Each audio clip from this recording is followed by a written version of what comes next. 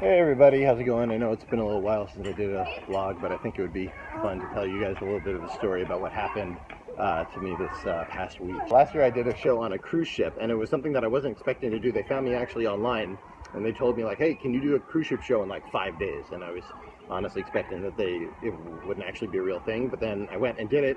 It was a ton of fun. It actually happened. After that show actually went pretty well, and so they invited me back to do some more this summer.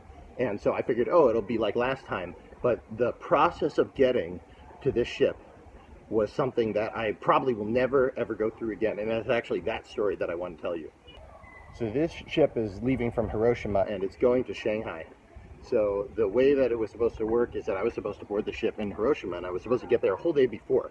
But the thing is, though, that my flight to Hiroshima from Shanghai, the connecting flight, was canceled.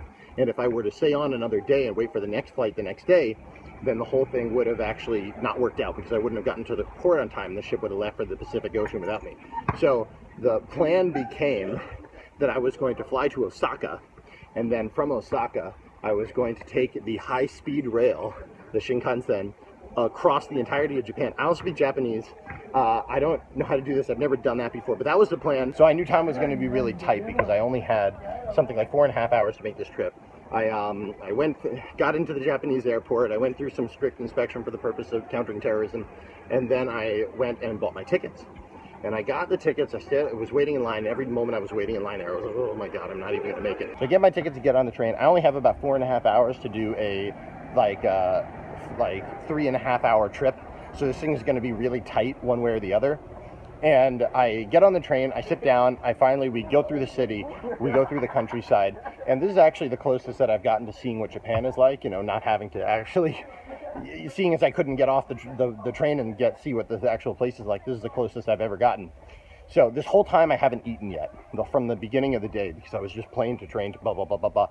So I take out the snacks that I got, and when I only had a little bit of time in between transfers, so I had to avoid some of the weird like love message and like, you know, haha, hey cookie, this dude.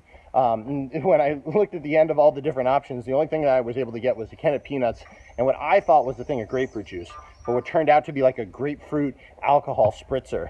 And this thing was like 5.5% alcohol.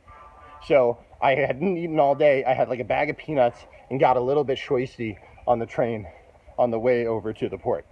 Eventually I get on. I even need to transfer onto a light rail in order to get all the way there. But I make it through there. I pass a little like a local Japanese baseball game.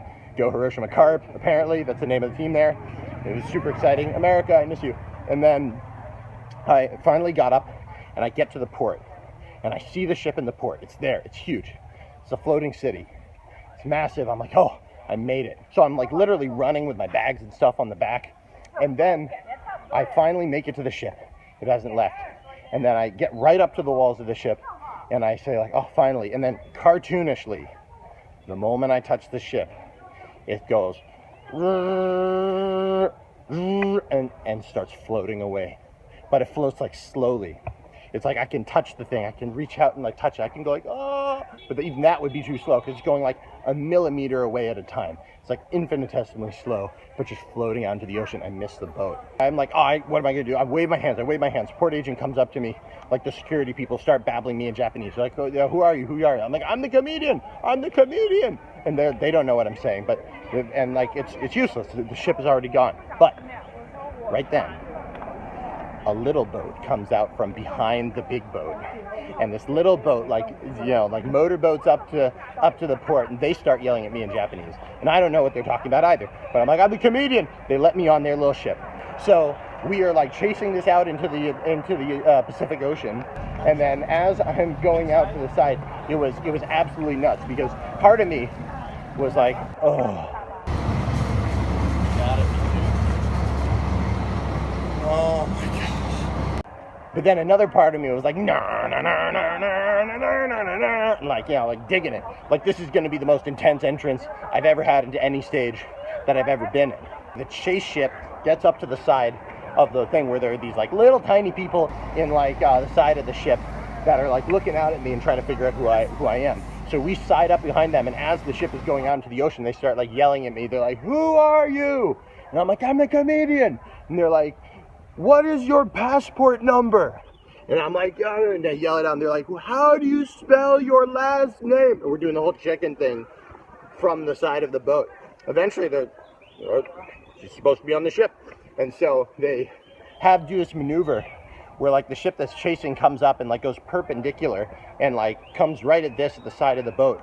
And then they set down a rope, and then they take my stuff up on like a hook and a rope, and they take it up, and then they pass down a life jacket and a ladder, and they attach the ladder to the boat. I climb up on the ladder, I get in. They immediately, they frisk me down, they do the whole security thing, they check my bags, and then they're like, okay, you're all set, your show's tomorrow, enjoy, relax.